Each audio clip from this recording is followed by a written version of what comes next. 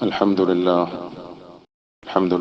نحمده ونستعينه ونستغفره ونؤمن به ونتوكل عليه ونعوذ بالله من شرور أنفسنا ومن سيئات أعمالنا من يهده الله فلا مضل له ومن يضلله فلا هادي له ونشهد أن لا إله إلا الله وحده لا شريك له ونشهد أن محمدا عبده ورسوله أرسله بالهدى ودين الحق ليظهره على الدين كله ولو كره المشركون صلى الله على سيدنا محمد وعلى آله وأصحابه وبارك وسلم تسليما كثيرا كثيرا. أما بعد، فيا أيها الناس أوصيكم عباد الله ونفسي أولا بتقوى الله، فقد قال الله سبحانه وتعالى: يا أيها الذين آمنوا اتقوا الله ولتنظر نفس ما قدمت لغد واتقوا الله إن الله خبير بما تعملون. الله سبحانه وتعالى അവൻ്റെ കൽപ്പനകൾക്ക് വഴിപ്പെട്ടുകൊണ്ട് ജീവിക്കുവാൻ നമുക്കൊക്കെ തൗഫീഖ് നൽകുമാറാകട്ടെ. അള്ളാഹുവിൻ്റെ കൽപ്പനകൾക്ക് വിധേയരായി അവനെ തഖ്വ ചെയ്തുകൊണ്ട് സൂക്ഷ്മതയോടുകൂടിയുള്ള ജീവിതം നയിക്കണമെന്ന് ഞാൻ എൻ്റെ ശരീരത്തോടും നിങ്ങളെല്ലാവരോടും വസിയത്ത് ചെയ്യുകയാണ്, ഓർമ്മപ്പെടുത്തുകയാണ്. അള്ളാഹുവിൻ്റെ അടിമകൾ എന്ന നിലയിൽ അവനെ ഓർത്തുകൊണ്ടും അനുസരിച്ചുകൊണ്ടും ജീവിക്കേണ്ടത് നമ്മളുടെ ബാധ്യതയാണ്. അള്ളാഹു നമ്മളെ സൃഷ്ടിച്ചതും പരിപാലിച്ചുകൊണ്ടിരിക്കുന്നതും ഭൂമിയിൽ കുറച്ചു കാലം ജീവിക്കാൻ അനുവദിച്ചതുമൊക്കെ അവനെ ഓർക്കാൻ വേണ്ടിയാണ്, അനുസരിക്കാൻ വേണ്ടിയാണ്, അവൻ്റെ സ്മരണ ഭൂമിയിൽ നിലനിർത്താൻ വേണ്ടിയാണ്. ഇന്ന് നമുക്കിവിടെ എല്ലാവിധ സൗകര്യങ്ങളും സ്വാതന്ത്ര്യങ്ങളുമുണ്ട്. ആ സ്വാതന്ത്ര്യങ്ങളെ ഉപയോഗപ്പെടുത്താനുള്ള ശേഷിയും കഴിവും അള്ളാഹു തന്നെ നമുക്ക് നൽകിയിട്ടുണ്ട്. ഈ സ്വാതന്ത്ര്യത്തെ ഉപയോഗപ്പെടുത്തിക്കൊണ്ട് നമ്മളെ സൃഷ്ടിച്ചവനും നമ്മളെ പരിപാലിക്കുന്നവനും നമുക്കെല്ലാം നൽകുന്നവനുമായ അള്ളാഹുവിനെ തൃപ്തിപ്പെടുത്തിക്കൊണ്ട് ജീവിക്കാൻ സാധിച്ചാൽ കുറച്ച് നാളുകൾക്ക് ശേഷം മരിച്ച് അവങ്കലേക്ക് മടങ്ങി ചെല്ലുമ്പോൾ ഇന്ന് നമ്മൾ ചെയ്ത നന്മകൾക്കൊക്കെ അള്ളാഹു ഉയർന്ന പ്രതിഫലം തരും. ആ പ്രതിഫലത്തെ വിലമതിക്കാൻ കഴിയില്ല, പറഞ്ഞ് മനസ്സിലാക്കാൻ കഴിയില്ല. فلا تعلم نفس ما أخفي لهم من قرة أعين جزاء بما كانوا يعملون. അള്ളാഹു തന്നെ അതിനെക്കുറിച്ചിട്ട് അങ്ങനെയാണ് വിശേഷിപ്പിച്ചത്. അള്ളാഹുവിലേക്ക് മടങ്ങി ചെല്ലുമ്പോൾ ഇവിടെ അവനെ അനുസരിച്ച് അമൽ ചെയ്ത അടിയാറുകൾക്ക് വേണ്ടി നല്ല പ്രതിഫലമായ നിലയിൽ അവൻ ഒളിപ്പിച്ചു വെച്ചിരിക്കുന്നത് എന്തൊക്കെയാണ് എന്ന് ആർക്കും അറിയില്ല, ആർക്കും ചിന്തിക്കാൻ തന്നെ കഴിയില്ല. أعدت لعبادي الصالحين ما لا عين رأت ولا أذن سمعت ولا خطر على قلب بشر. എന്റെ നല്ല അടിയാറുകൾക്ക് വേണ്ടിയിട്ട് ഞാൻ ഒരുക്കി വച്ചിരിക്കുന്നത് ഒരു കണ്ണും കണ്ടിട്ടില്ലാത്തതും ഒരു കാതും കേട്ടിട്ടില്ലാത്തതുമായ എന്നല്ല, ഒരു മനസ്സുകൊണ്ടും സങ്കല്പിക്കാൻ പോലും കഴിയാത്തതായ അനുഗ്രഹങ്ങളാണ്, നിഅമത്തുകളാണ്, സുഖലോലുപതകളാണ്, സന്തോഷങ്ങളാണ്. അള്ളാഹു എനിക്കും നിങ്ങൾക്കുമൊക്കെ അത് അനുഭവിക്കാനുള്ള സൗഭാഗ്യം നൽകി അനുഗ്രഹിക്കുമാറാകട്ടെ. നേരെ മറിച്ച് പ്രിയപ്പെട്ടവരെ, നമുക്ക് ഇന്ന് നൽകപ്പെട്ടിട്ടുള്ള ഈ ഔദാര്യവും അനുഗ്രഹവും ഒക്കെ വേണ്ടതുപോലെ ഉപയോഗപ്പെടുത്താതെ അലക്ഷ്യമായ നിലയിൽ, അലസമായ നിലയിൽ, അനുസരണക്കേടോടുകൂടി അതിനെയൊക്കെ നമ്മൾ പാഴാക്കി കളഞ്ഞാൽ അള്ളാഹുവിങ്കലേക്ക് നമ്മൾ ചെന്നെത്തുമ്പോൾ അതിനൊക്കെ തക്കതായ നിലയിൽ നമ്മളെ അവൻ പിടിച്ചു ശിക്ഷിക്കും. فإذا نفخ في الصور فلا أنساب بينهم يومئذ ولا يتساءلون فأما من ثقلت موازينه فأولئك هم المفلحون وأما من خفت موازينه فأولئك الذين خسروا أنفسهم. ഇന്നീ കാണുന്ന ബന്ധങ്ങളും നമ്മളുടെ കഴിവുകളും എല്ലാം തന്നെ فإذا نفخ في الصور, സൂറെന്ന കാഹളത്തിൽ ഓതുന്നത് വരെ മാത്രമേ നിലനിൽക്കുകയുള്ളൂ. ഖിയാമത്ത് നാള് സംജാതമാകുന്നതോടുകൂടി ഈ സംവിധാനങ്ങളൊക്കെ തകിടം മറിയും, ഈ സൗകര്യങ്ങളൊക്കെ നമുക്ക് കയ്യിൽ നിന്ന് നഷ്ടപ്പെടും. ഫലാ അൻസാബ ബൈനഹും, പിന്നെ അവർക്കിടയിൽ ഒരു ബന്ധം പോലും ഉണ്ടാവുകയില്ല. കണ്ടാൻ വേണ്ടിയില്ല, തിരിഞ്ഞു നോക്കിയില്ല, കണ്ടിട്ട് കാണാണ്ട് നടന്നുപോയി എന്നൊക്കെ നമ്മൾ പറയാറില്ല.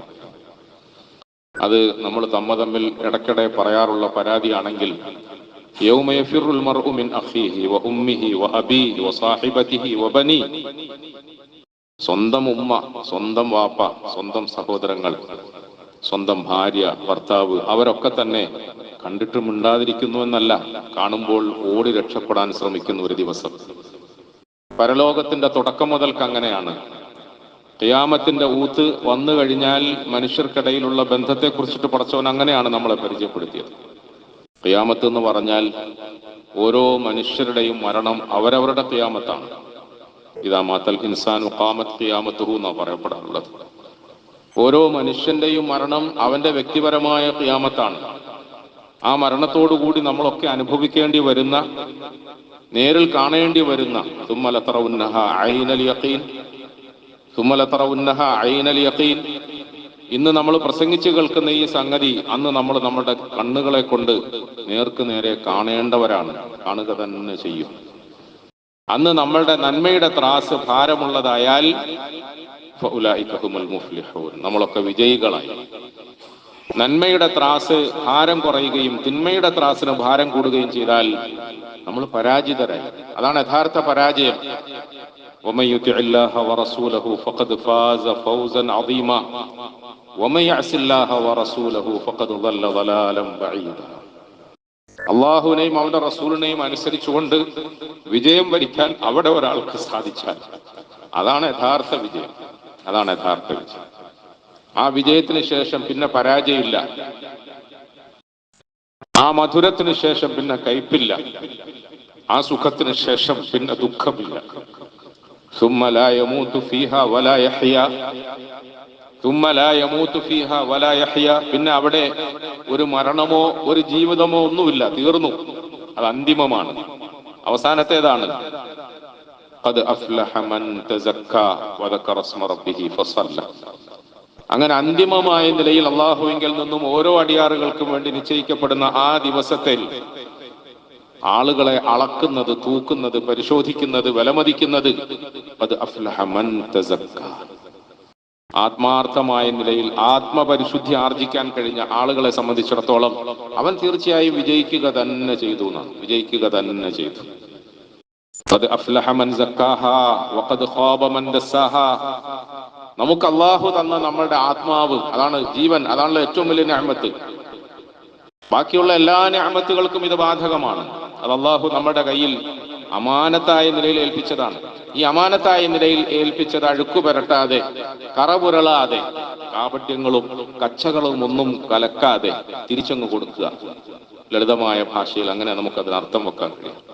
തന്ന സാധനത്തെ തന്നതുപോലെ പരിശുദ്ധമായ നിലയിൽ തിരിച്ചങ്ങ് കൊടുത്താൽ യാ അയ്യതുഹൻ നഫ്സുൽ മുത്മഇന്ന ഇർജിഇ ഇലാ റബ്ബിക റാദിയതൻ മർദിയ ഫദ്ഖുലി ഫീ ഇബാദി വദ്ഖുലി ജന്ന. പ്രിയപ്പെട്ടവരെ, ഇന്നത്തെ ദുനിയാവിന്റെ ഈ പ്രകമ്പനങ്ങൾ, ദുനിയാവിന്റെ ഈ ഇളകിമറിയലുകൾ, ലാ യഗുറന്നക തഖല്ലുബുൽ ലദീന കഫറു ഫിൽ ബിലാദ് മതഉൻ ഖലീൽ സുമ്മ മഅവാഹും ജഹന്നം. അതിലൊന്നും നമ്മുടെ കണ്ണ് മഞ്ഞളിച്ചു പോകരുത്. അതിലൊന്നും നമ്മുടെ കണ്ണുകൾ മഞ്ഞളിച്ചു പോകരുത്, കണ്ണഞ്ചി പോകരുത്. ഇതൊക്കെ മതാഉൻ ഖലീൽ, കുറച്ചു കാലത്തേക്ക്, കുറച്ച് സമയത്തേക്ക് വേണ്ടിയിട്ടുള്ള ഒരു കളിതമാശയാണ്, കുറച്ച് സമയത്തേക്ക് വേണ്ടിയിട്ടുള്ള ഒരു ആഹ്ലാദ തിമർപ്പുകളും മുഹൂർത്തങ്ങളും ഒക്കെയാണ്. അത് കഴിഞ്ഞാൽ പിന്നെ വരാൻ പോകുന്നത് നേരത്തെ പറഞ്ഞതുപോലെ കാലാകാലത്തെ സുഖം അല്ലെങ്കിൽ ദുഃഖമാണ്. യഥാർത്ഥത്തിൽ ഇന്നത്തെ കാലഘട്ടത്തിൽ മുസ്ലിമീങ്ങളായ നമ്മളെ സംബന്ധിച്ചിടത്തോളം നമുക്ക് അള്ളാഹുവിനെ കുറിച്ചിട്ട്, അവന്റെ ഖുദ്റത്തിനെ കുറിച്ചിട്ട്, അവന്റെ റഹ്മത്തിനെ കുറിച്ച്, അവന്റെ മഗ്ഫിറത്തിനെ കുറിച്ചിട്ട് അധികമായി പറയേണ്ടത് അത്യന്താപേക്ഷിതമാണ്. അങ്ങനെ ഒരു പറച്ചിൽ നമ്മുടെ ഇടയിൽ കുറയുന്നു എന്നുള്ളതാണ് പരമാർത്ഥം. ആഖിറത്തെ സംബന്ധിച്ച്, മരണത്തെ സംബന്ധിച്ചിട്ട് നമ്മുടെ ഇടയിൽ വർത്തമാനങ്ങൾ വർദ്ധിക്കണം. വദക്കിർ ഫഇന്ന ദിക്റ തൻഫഉൽ മുഅ്മിനീൻ. മുഅ്മിനീങ്ങളായ നമ്മളെ സംബന്ധിച്ചിടത്തോളം നമുക്കിടയിൽ അങ്ങനത്തെ ഓർമ്മപ്പെടുത്തലുകൾ അധികരിക്കണം. എന്തിനെ കുറിച്ചിട്ടാണ് ഓർമ്മപ്പെടുത്തുന്നത്? ഏതെങ്കിലും ഭൗതികമായ വിഷയങ്ങളെ സംബന്ധിച്ചിട്ടും അതിന്റെ മാഹാത്മ്യത്തെ സംബന്ധിച്ചിട്ടുമുള്ള വർത്തമാനങ്ങളല്ല.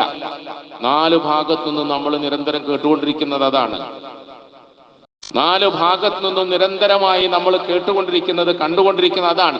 ഭൗതിക വിഭവങ്ങളുടെയും വസ്തുക്കളുടെയും മഹാത്മ്യമാണ്, മഹത്വമാണ്, ലാഭമാണ്, നേട്ടമാണ്. എവിടെങ്കിലും ₹1 പൈസ ലാഭത്തിന് സാധനം കിട്ടുമെന്ന് കേട്ടാൽ അവിടത്തേക്ക് നമ്മൾ പായുകയാണ്. അതിനെ മനുഷ്യർക്കിടയിൽ പ്രചരിപ്പിക്കാൻ വേണ്ടിയിട്ട്, അതിനെ മനുഷ്യർക്കിടയിൽ ബോധ്യപ്പെടുത്താൻ വേണ്ടിയിട്ട് സംവിധാനങ്ങൾ ഉപയോഗപ്പെടുത്തപ്പെടുകയാണ്.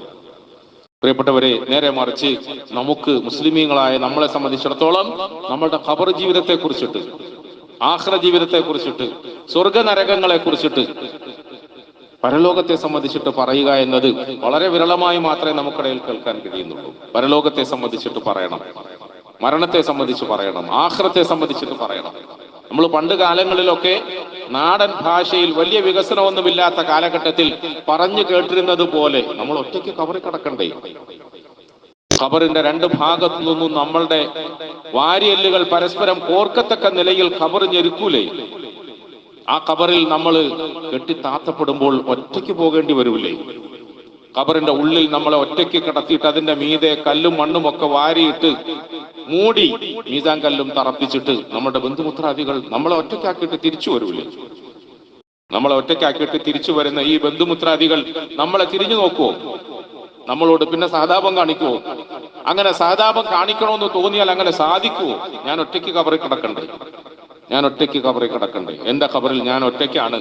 ഞാൻ നിന്റെ ഖബറിലോ നീ എന്റെ ഖബറിലോ വരികയില്ല. അത് ഭൂമിയിൽ ഒരിക്കലും പിരിയാതെ ജീവിക്കണമെന്ന് ആശിച്ച പ്രിയതമനോടൊപ്പമാണെങ്കിൽ പോലും, പ്രിയപ്പെട്ടവളോടൊപ്പമാണെങ്കിൽ പോലും, എന്റെ മടിയിൽ വാത്സല്യത്തോടെ ഞാൻ എടുത്തു വെച്ച് താരാട്ട് പാട്ടി ഉറക്കിയ എന്റെ പ്രിയപ്പെട്ട കുഞ്ഞിനോടുള്ള ബന്ധമാണെങ്കിലും ശരി, അല്ലെങ്കിൽ മടിയിൽ തലചായ്ക്കുന്നതിന് വേണ്ടി ആ മടി വിരിച്ചു തന്ന എന്റെ ഉമ്മയുടെ മാനസിക ബന്ധമാണെങ്കിലും ശരി, ഖബറിൽ പരസ്പരം കെട്ടിത്താത്തുന്നതോടുകൂടി അതൊക്കെ മുറിഞ്ഞില്ലേ? പിന്നെ ഞാൻ ഒറ്റയ്ക്ക് കിടക്കണ്ടേ?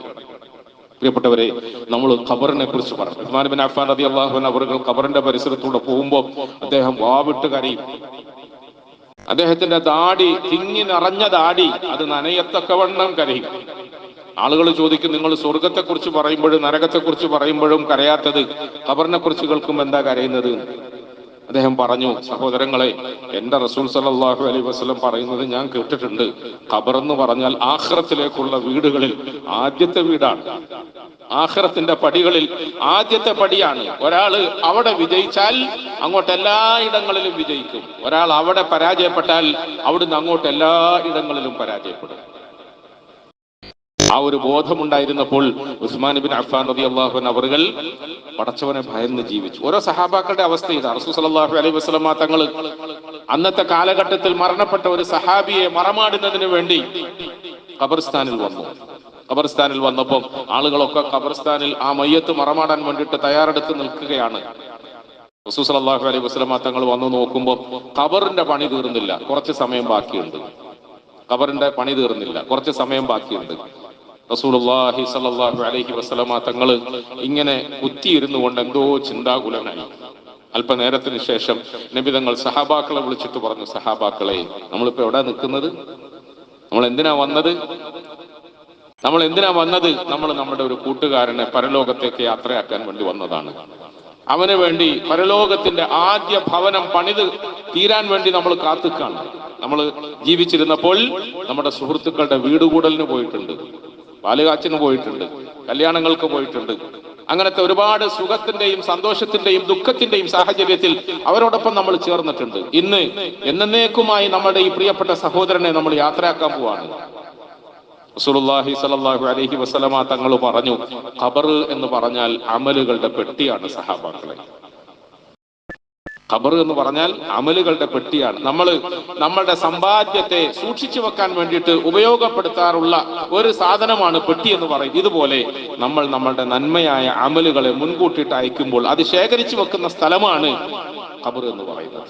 ഈ ഖബർ എല്ലാ ദിവസവും വിളിച്ചു പറയും, ഞാൻ ഒറ്റയ്ക്ക് താമസിക്കേണ്ട വീടാണ്, നാളെ പിറ്റേന്ന് നീ ഒറ്റയ്ക്ക് വന്ന് താമസിക്കേണ്ട വീടാണ്, ഞാൻ ചിതൽപുറ്റുകളുടെ വീടാണ്, ഞാന് നുരുമ്പി നശിച്ചു പോകാനായി പടച്ചവൻ ഒരുക്കി വച്ചിരിക്കുന്ന ഭവനമാണ്, നീ എൻ്റെ മീതെ ഇങ്ങനെ ഇന്ന് അഹങ്കാരത്തോടു കൂടി നടക്കുകയാണെങ്കിലും താമസിയാതെ നീ എന്നിലേക്ക് വന്നു പെടുക തന്നെ ചെയ്യും എന്ന് എല്ലാ ദിവസവും ഖബർ വിളിച്ചു പറയുമെന്ന് റസൂലുള്ളാഹി സ്വല്ലല്ലാഹു അലൈഹി വസല്ലം തങ്ങൾ. പ്രിയപ്പെട്ടവരെ, നമ്മുടെ ഹൃദയങ്ങളിൽ അള്ളാഹുവിനെ പറ്റിയുള്ള വിശ്വാസം ഉണ്ടാകുമ്പോൾ, ആഖിറത്തെ പറ്റിയുള്ള വിശ്വാസം ഉണ്ടാകുമ്പോൾ, മരിച്ചു പോകുമെന്നുള്ള ഓർമ്മയുണ്ടാകുമ്പോൾ, മരിച്ചൊറ്റയ്ക്ക് ഖബറിൽ കഴിയുമ്പോൾ നമുക്ക് സഹായകമായ നിലയിൽ നമ്മളുടെ അമലുകൾ മാത്രമേ ഉണ്ടാകൂ എന്ന വിശ്വാസം ഉണ്ടാകുമ്പോൾ നമ്മളുടെ ജീവിതം നന്നാകും, നമ്മുടെ പ്രവർത്തനങ്ങൾ നന്നാകും. മുഹമ്മദ് മുസ്തഫ സല്ലല്ലാഹു അലൈഹി വസല്ലമ തങ്ങളുടെ ജീവിത കാലഘട്ടത്തിൽ ഏറ്റവും കൂടുതൽ പ്രയാസകരമായ നിലയിൽ നേരിട്ട ഒരു യുദ്ധമുണ്ട്. ആ യുദ്ധത്തെ നമ്മൾ പല പേരുകളിലും പറയാറുണ്ട്. പരിശുദ്ധ ഖുർആനിലും അല്ലാഹു തആല യുദ്ധത്തെ സംബന്ധിച്ച് പറഞ്ഞു. തബൂക്ക് യുദ്ധമാണ്. അന്ന് നബി തങ്ങളുടെ കയ്യിൽ സാമ്പത്തികമായി വലിയ ഞെരുക്കം, സഹാബാക്കളുടെ കയ്യിൽ സാമ്പത്തികമായി ഭയങ്കര ഞെരുക്കം. ഈ ഞെരുക്കത്തോടുകൂടി റസൂൽ സല്ലല്ലാഹു അലൈഹി വസല്ലമ തങ്ങൾ നേരിടേണ്ടി വരുന്നത് ഒരു വലിയ ദൗത്യമാണ്. നമ്മൾ സാധാരണ പറഞ്ഞു കേൾക്കുന്ന ചരിത്രമല്ലേ. ഒരിക്കലും പതിവില്ലാത്തതുപോലെ റസൂലുള്ളാഹി സ്വല്ലല്ലാഹു അലൈഹി വസല്ലം മിമ്പറിൽ കയറി നിന്നുകൊണ്ട് സഹാബാക്കളോട് പറഞ്ഞു, നമുക്ക് നേരിടേണ്ട ഈ യുദ്ധം വളരെ ശ്രമകരമാണ്, വലിയ പ്രയാസമാണ്, കാലാവസ്ഥ പ്രതികൂലമാണ്, സാമ്പത്തികമായി നമ്മൾ പിന്നോക്കമാണ്. അതുകൊണ്ട് നിങ്ങളാൽ കഴിയുന്ന ധനസഹായം നിങ്ങൾ നിർബന്ധമായും ചെയ്യണമേ എന്ന് പറഞ്ഞു. നിർബന്ധമായും നിങ്ങൾ ചെയ്യണമേ എന്ന് പറഞ്ഞു. നബി സല്ലല്ലാഹു അലൈഹി വസല്ലമ തങ്ങളുടെ ആ ഉപദേശത്തെ അല്ലെങ്കിൽ നിർദ്ദേശത്തെ, കൽപ്പനയെ മാനിച്ചുകൊണ്ട് സഹാബാക്കൾ അവരവരാൽ കഴിയുന്ന ഓരോരോ സാധനങ്ങളും കൊണ്ടുവന്നു. അവരവരാൽ കഴിയുന്ന ഓരോരോ സാധനങ്ങൾ നമ്മൾ സാധാരണ കേൾക്കാറില്ലേ. അബൂബക്കർ സിദ്ദീഖ് റളിയല്ലാഹു അൻഹു അവറുകൾ തന്റെ കയ്യിൽ ഉണ്ടായിരുന്ന കുറച്ച് സാധനങ്ങൾ ഒരുമിച്ച് കൂട്ടിയിട്ട് വളരെ താഴ്മയോടുകൂടി, മറ്റൊരർത്ഥത്തിൽ പറഞ്ഞാൽ ചെറിയ ലജ്ജയോടുകൂടി, നാണത്തോടുകൂടി നബി തങ്ങളുടെ മുമ്പിൽ കൊണ്ടുവന്ന് സമർപ്പിക്കും. കാരണം നാട്ടുകാരുടെ മുമ്പിൽ വെക്കാനും മാത്രം വലിയ സാധനമൊന്നും കയ്യിലില്ല, വളരെ കുറച്ച് സാധനങ്ങളേ ഉള്ളൂ. റസൂലുള്ളാഹി സ്വല്ലല്ലാഹു അലൈഹി വസല്ലമ തങ്ങൾ അബൂബക്കർ സിദ്ദീഖ് റളിയല്ലാഹു അൻഹു അവറുകൾ കൊണ്ടുവച്ച ഈ സാധനത്തെ സംബന്ധിച്ചിട്ട് തങ്ങൾ ചോദിച്ചു, അബൂബക്കർ, നിന്റെ വീട്ടുകാർക്ക് വേണ്ടി നീ എന്ത് ബാക്കി വെച്ചു എന്ന് ചോദിച്ചു. നിന്റെ വീട്ടുകാർക്ക് വേണ്ടി നീ എന്ത് ബാക്കി വെച്ചു? ഇവിടെ നമ്മൾ പഠിക്കേണ്ട ചില കാര്യങ്ങളുണ്ട്. ഒന്ന്, സഹബാക്കളായ മഹത്തുക്കൾ ആഖിറത്തിൽ വിശ്വസിച്ചപ്പോൾ, പടച്ചവനിൽ വിശ്വസിച്ചപ്പോൾ, ആഖിറത്തിന് വേണ്ടിയിട്ട് അമലുകൾ ചെയ്തപ്പോൾ, അതിനുവേണ്ടി സദഖകൾ ചെയ്തപ്പോൾ അവരാലോചിച്ചിരുന്നത് അവരുടെ നേതാവ് റസൂൽ സല്ലല്ലാഹു അലൈഹി വസല്ലമ തങ്ങൾ ചോദിച്ചതുപോലെ എന്റെ കുടുംബത്തിന് വേണ്ടി ഞാൻ എന്ത് ബാക്കി വെച്ചു എന്നാണ്. സാധാരണ നമ്മൾ എന്താ ചെയ്യുക? നമ്മളൊരു സദഖ കൊടുക്കേണ്ട അല്ലെങ്കിൽ റിലീഫ് പ്രവർത്തനത്തിന് വേണ്ടിയിട്ട് പിരിവ് കൊടുക്കേണ്ട സാഹചര്യം വരുമ്പോൾ എനിക്ക് എത്ര കൊടുക്കാൻ കഴിയും, എത്ര ചില്ലറകൾ നൽകാൻ കഴിയുമെന്നാണ് നമ്മൾ ആലോചിക്കാറുള്ളത്. എന്നാൽ സഹാബാക്കളുടെ മനോഭാവം അങ്ങനെയല്ല. കാരണം അവരെ സംബന്ധിച്ചിടത്തോളം വൽ ആഖിറത്തു ഖൈറുൽ ലിമൻ ഇത്തഖ വൽ ആഖിറത്തു ഖൈറു വ അബ്ഖാ വൽ ആഖിറത്തു ഖൈറു വ അബ്ഖാ. ആഖിറത്താണ്, പരലോകമാണ്, മരണാനന്തര ജീവിതമാണ്, ഖബർ മുതൽ തുടങ്ങുന്ന ജീവിതമാണ് ഞാൻ പടുത്തുയർത്തേണ്ടത്. അതാണ് എന്നും അവശേഷിക്കുന്നത്. ഞാൻ ബാക്കി വെക്കേണ്ടത് എന്തിനു വേണ്ടിയാണ്?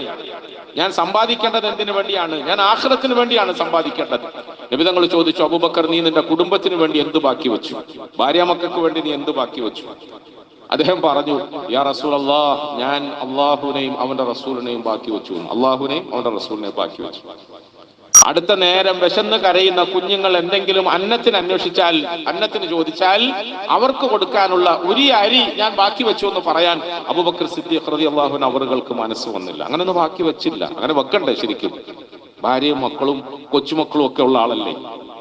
ഭാര്യയുണ്ട്, മക്കളുണ്ട്, മക്കളുടെ മക്കളൊക്കെ ഉള്ള ആളല്ലേ?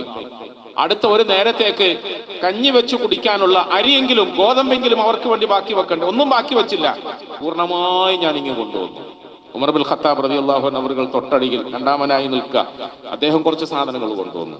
ഉമറെ, നീ എന്ത് ബാക്കി വെച്ചു എന്ന് ചോദിച്ചപ്പോൾ അദ്ദേഹം പറഞ്ഞു, യാ റസൂലല്ലാഹ്, എന്റെ വീട്ടിലെ നേരെ പകുതി സാധനങ്ങൾ ഞാൻ കൊണ്ടുവന്നു, ബാക്കി പകുതി ഞാൻ എന്റെ കുടുംബത്തിന് വേണ്ടി ബാക്കി വെച്ചു. പ്രിയപ്പെട്ടവരെ, നമ്മൾ ആ സന്ദർഭത്തിൽ ഉസ്മാൻ ബിൻ അഫ്ഫാൻ റളിയല്ലാഹു അൻഹു അവர்கள் എഴുന്നേറ്റ് നിന്നിട്ട് അള്ളാഹുവിന്റെ മാർഗത്തിൽ പുറപ്പെടുന്ന ഈ യാത്രാ സംഘത്തിന്റെ മുഴുവൻ ചെലവുകളിൽ നിന്നും 2/3 ഭാഗം ഞാൻ ഏറ്റെടുത്തോളാം എന്ന് പറയും. 2/3 ഭാഗം ഞാൻ ഏറ്റെടുത്തോളാം. എന്തിനു വേണ്ടിയാ? 2/3 ഭാഗം ഞാൻ ഏറ്റെടുത്തോളാം എന്ന് പറയാ. അത് കൊടുക്കുകയാണ്. അത് എത്ര ദിർഹമാണ്, എത്ര ദീനാറാണ് എന്നുള്ള കണക്കനുസരിച്ചിട്ടല്ല.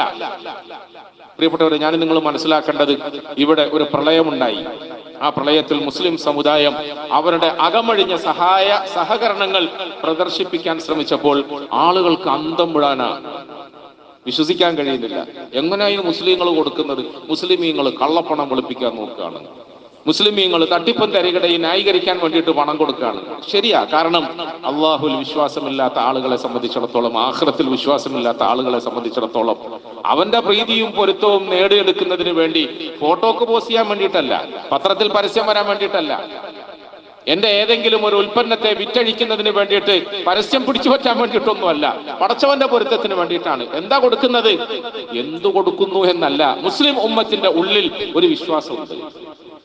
ഇന്ന് മുസ്ലിമീങ്ങളായ നമ്മുടെ ഹൃദയങ്ങളിൽ നിന്നും കുറഞ്ഞു പോയിക്കൊണ്ടിരിക്കുന്ന, നഷ്ടപ്പെട്ടു പോയിക്കൊണ്ടിരിക്കുന്ന ഒരു വിശ്വാസമാണ്.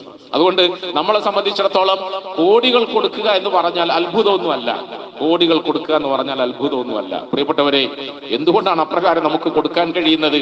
മഹാനായ ഉസ്മാൻ ഇബ്നു അഫ്ഫാൻ റളിയല്ലാഹു അൻഹു അവറുകൾ ഖബറിടത്തിന്റെ പരിസരത്തെത്തുമ്പോൾ പൊട്ടിക്കരഞ്ഞിരുന്നു എന്ന് പറഞ്ഞ സംഭവവും, ഒരാവശ്യം വന്നപ്പോൾ എഴുന്നേറ്റ് നിന്നിട്ട് ടോട്ടൽ ചെലവിന്റെ 2/3 ഞാൻ കൊടുത്തേക്കാമെന്ന് പറയുന്ന സംഭവം തമ്മിൽ ചേർത്ത് വായിക്കണം. എന്ന് പറഞ്ഞാൽ, ഞാൻ ഇവിടെ പണമുണ്ടാക്കി, ധനമുണ്ടാക്കി, വെട്ടിപ്പിടിച്ചു, സമ്പത്തുണ്ടാക്കി, ഇതെല്ലാം ഉണ്ടാക്കിയതിന് ശേഷം ഞാൻ ആർക്ക് വേണ്ടിയാണോ ഉണ്ടാക്കിയത് എന്ന് പറയുന്ന നമ്മൾ പറയുന്നില്ലേ, മക്കൾക്ക് വേണ്ടിയാ, ഭാര്യയ്ക്ക് വേണ്ടിയാ, ഭാര്യയ്ക്ക് വേണ്ടി, മക്കൾക്ക് വേണ്ടി, കുടുംബത്തിന് വേണ്ടി.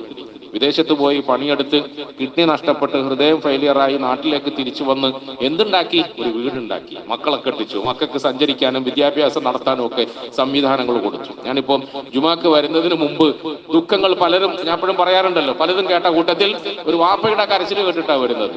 വാപ്പയുടെ കരച്ചിൽ എന്താ? വാപ്പയുടെ കരച്ചിൽ, മക്കൾ രണ്ടുപേരും കൂടി സംഘടിച്ചിട്ട് ഉള്ള സ്വത്തും വീടും എല്ലാം കൂടെ തൂക്കി വിൽക്കാൻ തീരുമാനിച്ചിരിക്കുകയാണ്. തൂക്കി വിൽക്കാൻ തീരുമാനിച്ചു. ആരുണ്ടാക്കിയതാ?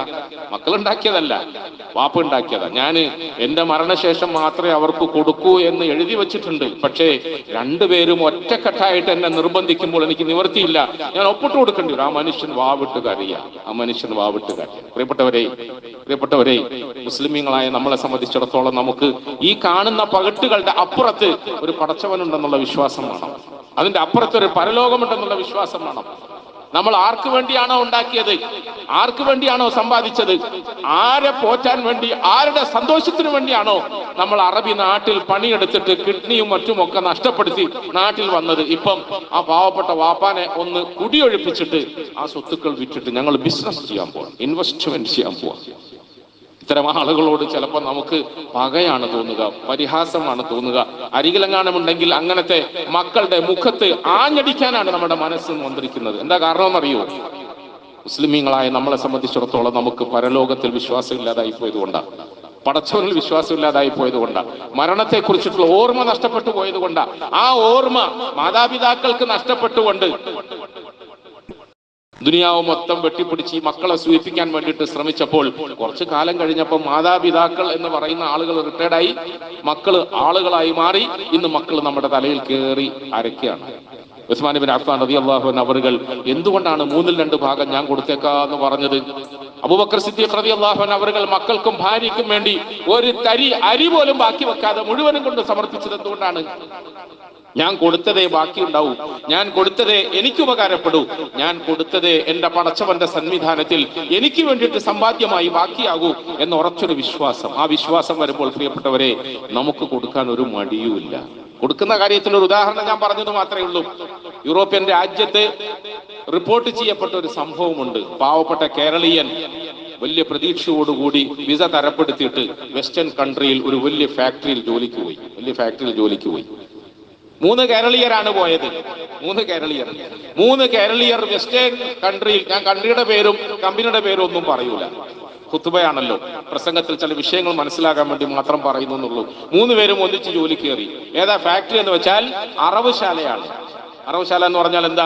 നമ്മൾ ഇന്ന് കാണുന്നത് പോലെ ഫ്രോസൺ ചിക്കൻ വരുന്നില്ലേ, മറ്റ് ബീഫ് വരുന്നില്ലേ, മട്ടൺ വരുന്നില്ലേ, ഇതൊക്കെ വളരെ വലിയ തോതിൽ അറുത്ത് മുറിച്ച് പാക്ക് ചെയ്ത് ലോകം മുഴുവൻ സപ്ലൈ ചെയ്യുന്ന വലിയൊരു ഫാക്ടറി. ആ ഫാക്ടറിയിൽ ജോലിയാണ്. എന്താ അവരുടെ ജോലി?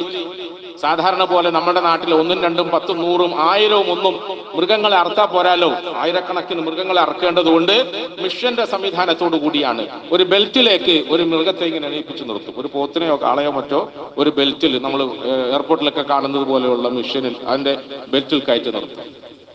സ്വിച്ച് ഓൺ ആക്കിയാൽ നിരനിരയായി ഈ പാവം നാൽക്കാലികൾ ഇങ്ങനെ ഒഴുകിപ്പോകും. ഒരു സ്ഥലത്തെത്തുമ്പോൾ കൃത്യമായി അതിന്റെ കഴുത്തിൽ കത്തികൊള്ളും, അത് മറിഞ്ഞ് താഴെ വീഴും.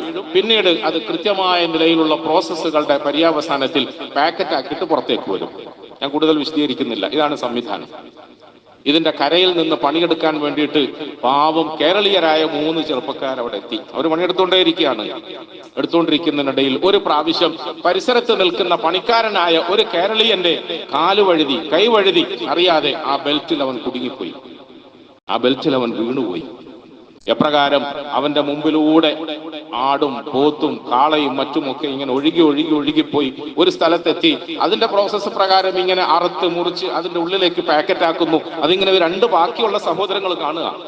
അവർ വാവിട്ട് കരയും, ഒച്ച വെക്കുക, പ്ലീസ് സാർ എന്നൊക്കെ വിളിച്ച് പറയുക. അവരിൽ ഒരാള് ഓടിപ്പോയി അതിന്റെ ഫോർമാനെ കണ്ടു, അയാളുടെ കാലിൽ വീണു. ഞങ്ങളുടെ സഹോദരൻ. ഞാൻ മെമ്പറിന്റെ ഭാഷ ആയതുകൊണ്ടാണ് പലതും തുറന്നു പറയാൻ. അല്ലെങ്കിൽ മതത്തിന്റെ പേരിൽ മുസ്ലിമീങ്ങളെ പല നിലയിലും താറടിച്ച് കാണിക്കാൻ ശ്രമിക്കുന്ന ചില വിഷജീവികൾക്കൊക്കെ കൃത്യമായ മറുപടിയാണ് പ്രിയപ്പെട്ടവരെ. ഇത് കൃത്യമായ മറുപടിയാണ്. വീണ് കിടക്കുന്നവൻ എന്റെ മതത്തിൽപ്പെട്ടവനല്ല. വീണ് കിടക്കുന്നവൻ മാപ്പിളയല്ല. ഈ വീണ് കിടക്കുന്നവൻ താമസിയാതെ അറുത്ത് മുറിച്ച് പാക്കറ്റിലെ ഇറച്ചിയാക്കി പുറത്തേക്ക് വരാൻ പോകുന്നത് എന്റെ മതത്തിൽപ്പെട്ടവനല്ല. പക്ഷേ എന്നോടൊപ്പം ജീവിക്കുന്ന സഹജീവിയായ ഒരു മനുഷ്യനാണ്. ആ മനുഷ്യപ്പറ്റി എനിക്ക് വേണം. അത് മുസ്ലിമിന്റെ ബാധ്യതയാ. അവൻ പോയി കാലെ പിടിച്ച് പറഞ്ഞു, സാർ ഒന്ന് മെഷീൻ ഓഫാക്കണേ. ഒന്ന് ഓഫാക്കിയാൽ ഞങ്ങളുടെ സഹോദരൻ രക്ഷപ്പെടും, അല്ലെങ്കിൽ ഞങ്ങളുടെ സഹോദരൻ പാക്കറ്റിനകത്ത് ഇറച്ചിയാക്കി പുറത്തേക്ക് വരും. പക്ഷേ പ്രിയപ്പെട്ടവരെ, വെസ്റ്റേൺ കൺട്രിയിലെ ജനതയെ സംബന്ധിച്ചിടത്തോളം അവർക്ക് പടച്ചവനില്ല, അവർക്ക് പരലോകമില്ല, അവർക്ക് ഉസ്മാൻ ബിൻ അഫ്ഫാന് കൊടുക്കാൻ പ്രേരണ നൽകിയതുപോലെയുള്ള മനസ്സില്ല. വീട്ടിലെ മുഴുവനും കൊടുക്കാൻ നിർബന്ധിതനായ അബൂബക്കർ സിദ്ദീഖിന്റെ മനസ്സ് അവർക്കില്ല. അവര് ഡോളറുകളുടെയും ദീനാറുകളുടെയും ദിർഹമുകളുടെയും കണക്കുകൂട്ടലുകളിൽ ജീവിച്ചവരാണ്. അതിന്റെ ലാഭനഷ്ടങ്ങളെ നോക്കി ജീവിച്ചവരാണ്. മാനേജർ അടുക്കലേക്ക് പോയി ഓടിപ്പോയിട്ട് ഇതൊന്ന് ഓഫാക്കാൻ പറഞ്ഞാൽ ഈ ഇരിക്കുന്ന ഞാൻ നിങ്ങളൊന്ന് ആലോചിച്ച് നോക്കി, എത്ര മനുഷ്യത്വമില്ലാത്ത വിഭാഗമാണ്. പ്രിയപ്പെട്ടവരെ, അവര് പോയി കാല് പിടിച്ചപ്പോൾ അയാൾ എന്താ ചെയ്യുന്നത്? പെട്ടെന്ന് കാൽക്കുലേറ്റർ എടുത്തിട്ട് ഇങ്ങനെ ചെക്കൊന്ന് ഇങ്ങനെ കൂട്ടി നോക്കുക, കുറച്ച് നോക്കുക, അരിച്ചു നോക്കുക. തിരക്കിന്റെ ഇടയ്ക്ക് ഒരു ജീവനാണ് ഇങ്ങനെ ഒഴുകി പോകുന്നത്. സെക്കൻഡുകളുടെ ഉള്ളിൽ ഒരു ജീവൻ ഇപ്പം നശിക്കും. പക്ഷെ അതൊന്നും അവർക്ക് കേൾക്കാൻ എന്തായിരുന്നു? അവർ കൂട്ടി കുറച്ചിട്ട് അവസാനം പറഞ്ഞു പോട്ടെ, ഓഫാക്കാൻ കഴിയില്ല. എന്തായിരുന്നു അയാൾ കൂട്ടിയത്? അയാൾ കൂട്ടി കിഴിച്ചു നോക്കിയത് അവിടുത്തെ നിയമപ്രകാരം, ആ രാജ്യത്തിന്റെ നിയമപ്രകാരം ഒരാള് കൊല ചെയ്യപ്പെട്ടാൽ, ഒരാള് മരണത്തിന് വിധേയനായാൽ അതിന് കോമ്പൻസേഷനായി കൊടുക്കേണ്ട എമൗണ്ട് എത്രയാണ്? ഈ ബെൽറ്റ് ഇപ്പം തൽക്കാലം ചില്ലറ നേരത്തേക്ക് വേണ്ടിയിട്ട് ഓഫാക്കിയാൽ കമ്പനിക്ക് വരുന്ന നഷ്ടം എത്രയാണ്? ഇത് രണ്ടും അയാൾ കണക്ക് കൂട്ടിയപ്പം നഷ്ടം വെച്ച് നോക്കുമ്പോൾ കമ്പനിയുടെ നഷ്ടം കോമ്പൻസേഷൻ കൊടുക്കുന്നതിനേക്കാളും ഇത് ഓഫാക്കുന്നതിലാണ്. കാരണം 1 മിനിറ്റ് ഓഫാക്കിയാൽ ഇത്രയും പ്രോസസ് നിൽക്കല്ലേ. ഞാൻ പറഞ്ഞു പോരുന്നത് പ്രിയപ്പെട്ടവരെ, പണത്തിന്റെ അക്കങ്ങൾ വർദ്ധിപ്പിച്ചുകൊണ്ട് അതിന്റെ ലാഭക്കൊതിയും ആക്രാന്തവുമായി എണ്ണി നോക്കി സംതൃപ്തി അടയാൻ ശ്രമിക്കുന്ന മനുഷ്യരെ സംബന്ധിച്ചിടത്തോളം, പടച്ചവനിലും പരലോകത്തിലും വിശ്വാസമില്ലാത്ത മനുഷ്യരെ സംബന്ധിച്ചിടത്തോളം, അള്ളാഹുവിന് വേണ്ടി 1 ഉറുപ്യ കൊടുക്കാന്ന് പറഞ്ഞാൽ കൊടുക്കാൻ കഴിയില്ല എന്ന് മാത്രമല്ല, കൊടുക്കുന്നത് കണ്ട് സഹിക്കാനും കഴിയില്ല. കൊടുക്കുന്നത് കണ്ട് സഹിക്കാനും കഴിയില്ല. അതുകൊണ്ടാണ് നമ്മളുടെ ഹബീബായ മുത്തായ റസൂൽ സല്ലല്ലാഹു അലൈഹി വസല്ലമ തങ്ങൾക്കും തങ്ങളുടെ സഹാബത്തിനും തങ്ങളെ പിൻപറ്റി ജീവിക്കുന്ന മുസ്ലിമീങ്ങൾക്കും അത് 1500 വർഷങ്ങൾക്ക് ശേഷമാണെങ്കിലും ഞാൻ തിന്നില്ലെങ്കിലും വേണ്ടിയില്ല, എന്റെ പ്രിയപ്പെട്ടവൻ, എന്റെ കൂടപ്പുറപ്പ് എന്ന് പറഞ്ഞാൽ നേരത്തെ സൂചിപ്പിച്ചതുപോലെ എന്റെ ഒന്നിച്ചിട്ട് ജുമാക്ക് പള്ളിയിൽ വന്നിട്ട് പിരിഞ്ഞുപോയ സഹോദരൻ രോഗിയായതുകൊണ്ട് ഞാൻ അവന് പണം കൊടുക്കുന്നു എന്നല്ല. എന്റെ ഒന്നിച്ചിട്ട് പള്ളിയിൽ വരാത്തവൻ, ഒരുപക്ഷെ പള്ളിയിൽ വരുന്നതിനെ നിഷേധിക്കുന്നവൻ, നിരോധിക്കുന്നവൻ, അതിനെ നിരുത്സാഹപ്പെടുത്തുന്നവൻ എന്ന് മാത്രമല്ല, മതപരമായ നിലയിൽ ആയ കാലങ്ങളിലൊക്കെ എന്നെ കുറ്റപ്പെടുത്തുകയും എന്നെ കുറവാക്കുകയും ചെയ്തവൻ, ആരായിരുന്നാലും വേണ്ടിയില്ല. വീണ് കിടക്കുന്നവൻ മനുഷ്യനാണെങ്കിൽ, വീണ് കിടക്കുന്നത് ഒരു ജീവനാണെങ്കിൽ, മനുഷ്യനെന്ന് വേണമെന്നില്ല. മുഹമ്മദ് മുസ്തഫ സല്ലല്ലാഹു അലൈഹി വസല്ലമ തങ്ങളും തങ്ങളുടെ അനുയായികളും അങ്ങനത്തെ രീതിയാണ് അന്നും ഇന്നും ഒക്കെ പ്രാക്ടീസ് ചെയ്തിട്ടുള്ളത്. മനുഷ്യനാവണമെന്നില്ല. ഒരു ജീവൻ നഷ്ടപ്പെടുന്നത് കണ്ടു നിൽക്കാൻ നമുക്കാർക്കും കഴിയില്ല. കാരണം അത് നമ്മളെ പഠിപ്പിച്ച ഇസ്ലാമിക സംസ്കാരത്തിന്റെ സൽഫലമാണ്. ഞാൻ പറഞ്ഞു വന്നത്, പടച്ചവനെ പറ്റിയുള്ള ഭയപ്പാട് നമ്മുടെ ഹൃദയങ്ങളിൽ ഉണ്ടാകുമ്പോൾ, മരിച്ചു പോകേണ്ടത് അവന്റെ അടുക്കലേക്കാണെന്നുള്ള ബോധം നമുക്കുണ്ടാകുമ്പോൾ, മരിച്ച് നാളെ പിറ്റേന്ന് നമ്മൾ ഖബറിൽ ഒറ്റയ്ക്ക് കിടക്കേണ്ടി വരും. അന്ന് നമുക്ക് ഉപകാരപ്പെടുന്നത് ഇങ്ങനത്തെ അമലുകളും സമ്പാദ്യങ്ങളും മാത്രമാണെന്ന് ബോധ്യമുണ്ടാകുമ്പോൾ, വെറുതെ പണമുണ്ടാക്കിയിട്ട്, വലിയ പുരയുണ്ടാക്കിയിട്ട്, വലിയ വാഹനം ഉണ്ടാക്കിയിട്ട്, ജീവിത സൗകര്യങ്ങൾ വർദ്ധിപ്പിച്ചിട്ട് ഇങ്ങനെ സുഖിക്കാമെന്ന് ആശിക്കുക. സുഖിക്കാമെന്ന് വിചാരിക്കുമ്പോഴേക്ക് നേരത്തെ പറഞ്ഞതുപോലെ സ്വന്തം മക്കളുടെ കയ്യിൽ നിന്ന് അടി കിട്ടുക, ഭാര്യയുടെ കയ്യിൽ നിന്ന് അടി കിട്ടുക, ഭാര്യയും മക്കളും കൂടെ ഒന്നിച്ചുകൊണ്ട് നമ്മളെ അങ്ങ് അടിച്ചു പുറത്താക്കുക. അള്ളാഹു നമ്മളെയൊക്കെ കാത്തുരക്ഷിക്കുമാറാകട്ടെ. അതിൻ്റെയൊക്കെ അപ്പുറത്തേക്ക് പ്രിയപ്പെട്ടവരെ, ചിലപ്പോൾ നമ്മൾ ഈ സുഖ സൗകര്യങ്ങളൊക്കെ ഉണ്ടാക്കിയെടുത്ത് അനുഭവിക്കാമെന്ന് വിചാരിക്കുമ്പോൾ നമുക്ക് രോഗങ്ങൾ വരിക, പരീക്ഷണങ്ങൾ. അള്ളാഹു നമ്മളെയൊക്കെ കാത്തുരക്ഷിക്കുമാറാകും. ഒരുപാട് സഹോദരങ്ങൾ രോഗം കൊണ്ട് വലയുന്നവരുണ്ട്. അവർക്കൊക്കെ അള്ളാഹു ആഫിയത്തും സിഹത്തും ആജിലായ മുസ്തമിറായ ശിഫായി നൽകി അനുഗ്രഹിക്കുമാറാകട്ടെ. എല്ലാ രോഗങ്ങളെ തൊട്ടും അള്ളാഹു നമ്മളെ കാത്തുരക്ഷിക്കുമാറാകട്ടെ. പ്രിയപ്പെട്ടവരെ, മുഅ്മിനീങ്ങളായ നമ്മളെ സംബന്ധിച്ചിടത്തോളം, മുസ്ലിമീങ്ങളായ നമ്മളെ സംബന്ധിച്ചിടത്തോളം നമ്മൾ പ്രധാനമായും നമ്മുടെ റബ്ബിനെ സംബന്ധിച്ചിട്ട് പഠിക്കണം, മനസ്സിലാക്കണം, ആ അള്ളാഹുലേക്ക് അടുക്കാൻ ശ്രമിക്കണം. രണ്ടാമതായി നമ്മൾ പരലോകത്തെ കുറിച്ചിട്ട് അധികമായി പറയണം, മരണത്തെ കുറിച്ചിട്ട് പറയണം. മരിച്ചിട്ട് നമ്മൾ പോയി ഒറ്റയ്ക്ക് ഖബറിൽ കിടക്കേണ്ടി വരുമെന്ന ബോധവും ഓർമ്മയും നമ്മുടെ ഹൃദയങ്ങളിൽ ഉണ്ടാക്കണം. ആ ബോധം നമ്മുടെ ഹൃദയങ്ങളിൽ ഉണ്ടായാൽ നമ്മൾ ഒരിക്കലും തിന്മകൾ ചെയ്യുകയില്ല, ദുൽമുകൾ ചെയ്യുകയില്ല, ആരോടും ഒരു നിലയിലുള്ള പകയും വെച്ച് പുലർത്തുകയില്ല, ആർക്കും ഒരു ഉപദ്രവവും ചെയ്യാതെ പരമാവധി നന്മകൾ മാത്രം ചെയ്തുകൊണ്ട് മറ്റുള്ളവരെ സഹായിച്ചുകൊണ്ട് ഈ ഭൂമിയിൽ നല്ലവരായി ജീവിക്കാൻ നമുക്ക് പ്രേരകമാകും. അതുകൊണ്ടാണ് അള്ളാഹുവിലും അന്ത്യദിനത്തിലുമുള്ള വിശ്വാസത്തിന് ഇത്രയും വലിയ പ്രാധാന്യം നൽകിയത്. അള്ളാഹു തആല ആ നിലയിൽ അള്ളാഹുവിലേക്ക് അടുക്കാനുള്ള സൗഭാഗ്യം നമുക്കൊക്കെ നൽകി അനുഗ്രഹിക്കുമാറാകട്ടെ.